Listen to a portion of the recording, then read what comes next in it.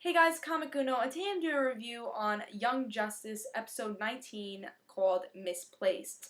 And this is the big episode because we haven't had an episode in such a long time for Young Justice. It's been a big hiatus. So we all been looking forward for this episode just for Young Justice to come back, and we will have new Young Justice episodes for the whole month of March, so I know I'm excited.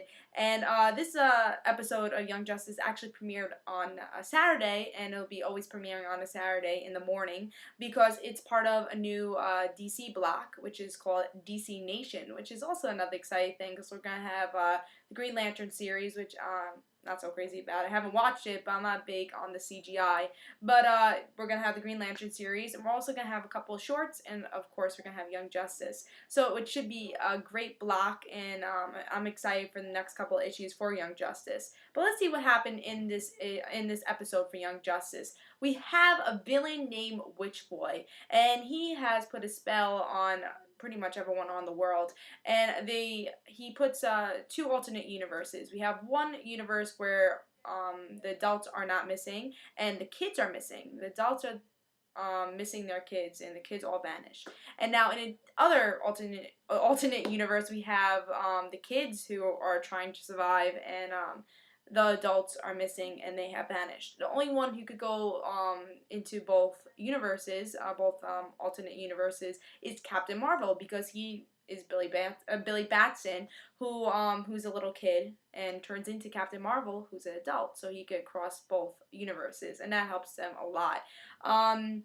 We get to see the Justice League fight Witch Boy, try to break the spell, and then we get to see the Young Justice try to defeat Witch Boy and defeat the spell. And the person who really, well, two people who really played a big role in defeating Witch Boy, not just Captain Marvel because he had to switch through both universes, is Zatanna and Zatara. Now Zatanna puts Dr. Fate helmet on her head, and this is the only way she thinks that could save her father and make both worlds combined again and have the adults and all the kids back together.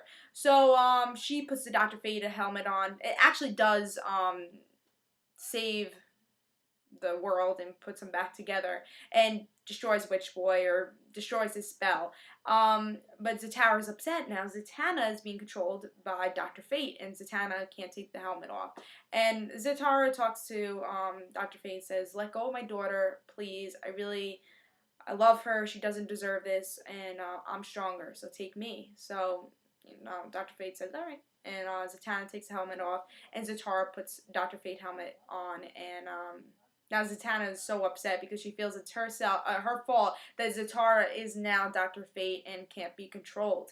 And obviously he's not doing a bad thing, but Dr. Fate's not going to let go of Zatara, and Zatanna's not going to be able to see her father. So by doing this, Young Justice takes her in, and she is part of the Young Justice team. And I was very happy to see that, but of course it wasn't in good circumstance that Zatara is not Zatara anymore, and he's Dr. Fate. So I'm just excited to see Zatanna be part of the Young Justice team. I think she is a very interesting character, and very different from Zatanna from the comic books, because she's a little younger. She's definitely a different character. And I'd say a lot of people from the Young Justice cartoon is a little bit different from their comic book character. And especially because, like, Dick Grayson, he's younger than he is in the comic book. So there are definitely changes from the comic books to the TV show. But definitely a great episode. I love that Zatanna's on the team now. I think she deserves a spot, and since she has been guest starring a lot in the series, I think she's definitely a great addition to the team. Obviously, she's not the mole, so I know that's definitely going to be a big question for a couple of episodes in the future. Is like, who's going to be the mole? But at least we have one person we know is not the mole. I think for like I said, for the next couple of episodes, we're going to be able to see who is going to be the mole, and I think that's what we're going to be seeing in the next couple of episodes. Maybe Zatanna, which after this episode, this is what I think, maybe we'll get to see Zatanna kind of mourn for her father in the end of this episode. We do get to see her crying and everything.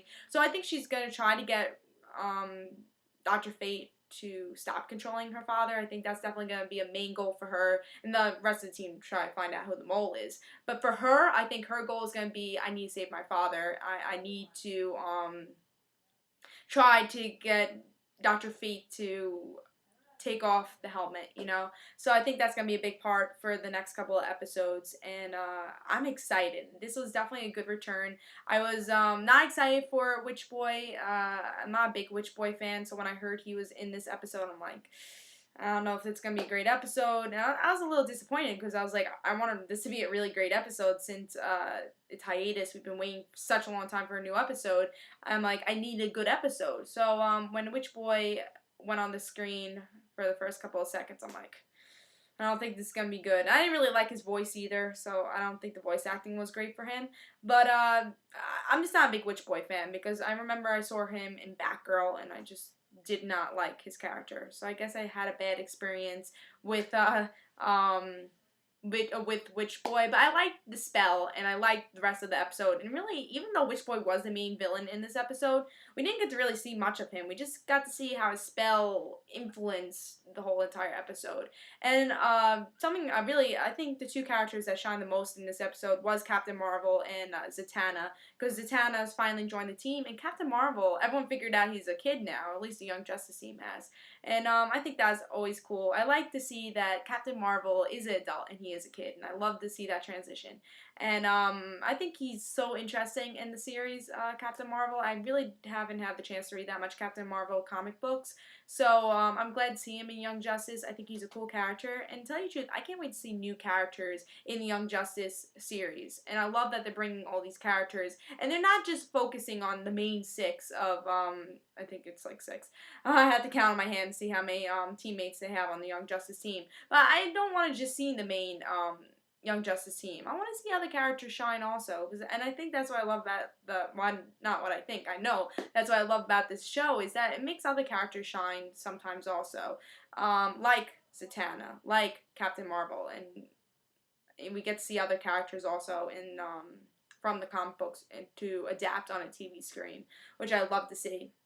And I can't wait to see more teen heroes. I can't wait to see just more heroes in general from the DC universe.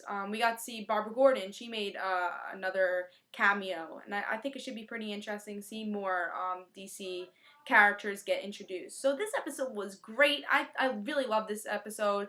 The only thing I didn't love was the Witch Boy and his voice acting, but really, I thought this episode was really, really good, and I give it a 4.5 stars. I thought it was really, really great episode, and watch it. Definitely, it was worth, maybe not worth the wait, but I don't think I didn't want to wait so much for a new episode, but definitely, it was definitely a good episode, and it wasn't disappointing. And I think that had to be a main goal for this episode, because for people waiting, they don't want to say, oh my god, I had to wait this long to get a new episode, it wasn't even that great. No, they made a really great episode, and we do get to see the Justice League, we get to see the Young Justice team, and we get to see other characters shine, which I thought was very important in this episode. So I want to hear your guys' opinions on this episode. I thought it was a really great episode. Can't wait until couple more episodes for March, see how DC Nation works out, and more shorts and more episodes. I know the next episode's about Kid Flash. I think that should be interesting.